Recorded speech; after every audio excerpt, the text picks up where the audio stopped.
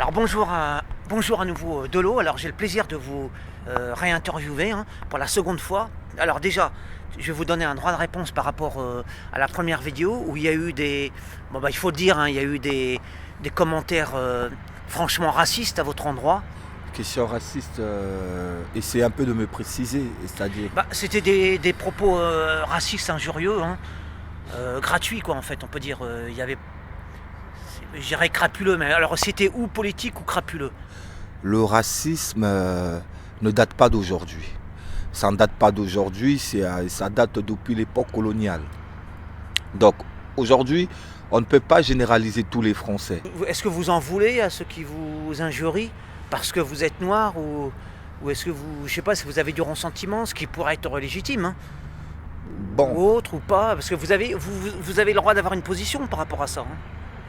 Oui, bien sûr, j'ai le droit d'avoir une position, mais je pense pas que au jour d'aujourd'hui, ça peut plaire à n'importe quel étranger, que ce soit un Arabe, un Africain ou un Indien, peu importe. Ou un blanc. Bon, le blanc il est chez lui, qu'en plus. Oui, justement. Voilà. C'est bien ça la question, parce que des fois il y a du racisme purement crapuleux, mais il y a aussi du racisme qui est induit, qui est inspiré par la situation politique, par exemple l'immigration. Et là on peut dire inspiré par justement une situation politique donnée. Et là ça peut être légitime. Le problème il est que ces Français qui sont racistes, la plupart de ces Français n'ont jamais voyagé. Moi, je pense que ces Français qui sont racistes-là, c'est des Français qui ne sont jamais sortis de la France. C'est des Français qui sont basés ici, qui connaissent que la France. Et voilà. Donc, quand ils voient un étranger arriver, parce que la plupart des étrangers que vous voyez venir en France... Oui, mais ce ne sont pas des touristes, c'est la différence. Mais je réponds à votre question. La plupart des étrangers que vous voyez venir en France, certains n'ont pas grandi dans des favelas en Afrique. Certains leurs papas étaient bien instruits, avaient un bon travail, avaient une bonne situation. Ils avaient même des domestiques, même à la maison. Est-ce que vous voyez ce que je veux dire? Donc, les circonstances ont fait que, comme moi par exemple, ce qui m'a poussé à venir en France, c'est la guerre. Donc, après la guerre qu'il y a eu dans mon pays en 97, il y a eu, tout a été détruit. Il n'y avait plus d'école, il n'y avait plus des instructions. Donc la plupart des parents qui ont survécu après ces événements de 97 ont décidé que leurs enfants puissent sortir de l'Afrique, puissent venir étudier en France. C'était la circonstance. C'était les circonstances qui ont fait ça. Bon, après, certains Africains, ça peut être la misère. C'est aussi la misère. Il y a ça aussi. Parce qu'il y a la misère. Ça peut être aussi la misère aussi qui les pousse. Donc moi, je vais demander aux Français qui sont en France qu'avant d'être racistes ou de sortir les propos raciaux envers un étranger, un Africain, essayez d'abord de vous renseigner, connaître d'abord la structure. Cette personne a vécu comment en Afrique? Cette personne, quelle était sa structure? Voilà. Moi, le problème raciste, c'est que moi, un Français peut se mettre là, peut m'injurier de sale noir, de tout ce qu'il veut, mais tant qu'il ne vient pas jusqu'à ce qu'il à me toucher physiquement, ça ne peut pas me blesser. D'accord. Êtes-vous fier d'être noir? Ah ben bien sûr. Ah ben attends. Ah ben bien sûr, comme vous êtes fier d'être français. Parce que vous savez... j'ai pas dit blanc, moi j'ai dit noir. Non, vous me dites français. Oui, français. Alors, est-ce que j'ai le droit d'être fier d'être blanc? Ah ben bien sûr, parce que vous savez, quand vous n'êtes pas fier d'être celui que vous êtes, vous trahissez déjà la couleur de votre peau. Donc c'est déjà ça. Donc moi déjà, personnellement, si je ne suis pas fier d'être noir, c'est que je trahis déjà mes racines.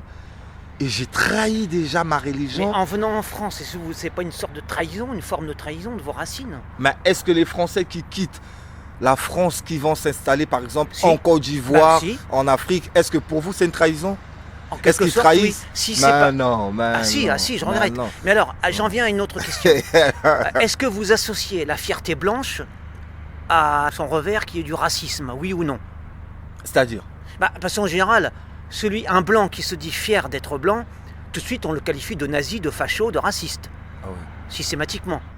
C'est juste la couleur de peau qui fait la différence. Parce que quand vous voyez, vous le Français qui êtes là en face de moi, qui est en train de me filmer, quand vous voyez le sang qui coule dans vos veines et le sang qui coule dans mes veines, il y a quelle couleur? Oui, c'est un cliché. Rouge, d'accord, mais c'est un cliché. Mais un cliché, on c'est-à-dire peut dire, alors moi je vais me faire l'avocat, c'est un cliché. Je vais me faire l'avocat du diable. Je ne suis pas contre ce que vous dites. C'est vrai. Cela dit, si c'était si peu important que ça, la couleur de peau, ouais. On n'en ferait pas tout un fromage. On n'en ferait pas toute une histoire. Donc c'est bien qu'il y a quelque chose derrière. Si les races existent, c'est qu'il y a une raison. Alors si vous êtes fier d'être noir, je dois être fier d'être blanc. Si vous n'êtes pas fier d'être noir, je n'ai pas de raison d'être fier d'être blanc. Ce qui compte, c'est la qualité de l'esprit. Parce que c'est sur ça qu'on se construit, qu'on a une action volontaire, quoi, une action méritoire. Parce qu'on n'a aucun mérite d'être blanc, noir ou jaune. Par contre, on a du mérite d'être bon, d'être juste, d'avoir des vertus, voilà, des vertus. Mais ça, oui, on a des... mais oui, monsieur Isaac, mais ça c'est la culture maintenant. Ah non, mais la culture, pas que la culture. Il y a culture. Vous savez.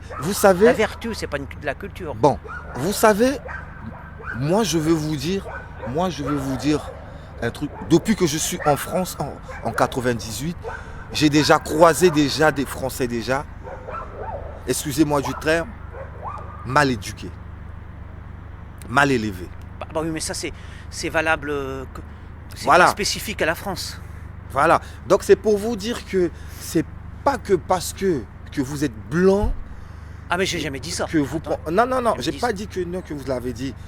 C'est une réponse que je vous donne, c'est mon opinion que je vous donne. C'est pas parce que vous êtes blanc que vous pensez que automatiquement vous êtes bien éduqué, vous êtes civilisé. Vous savez, chez nous par exemple, chez nous en Afrique par exemple, un enfant ne peut pas demander à son père ou à sa mère de lui acheter un paquet de cigarettes dans le tabac. Mais ici en France, je le vois. Un enfant demande à sa maman de lui prendre un paquet de cigarettes au tabac. Donc vous voyez déjà cette culture déjà là.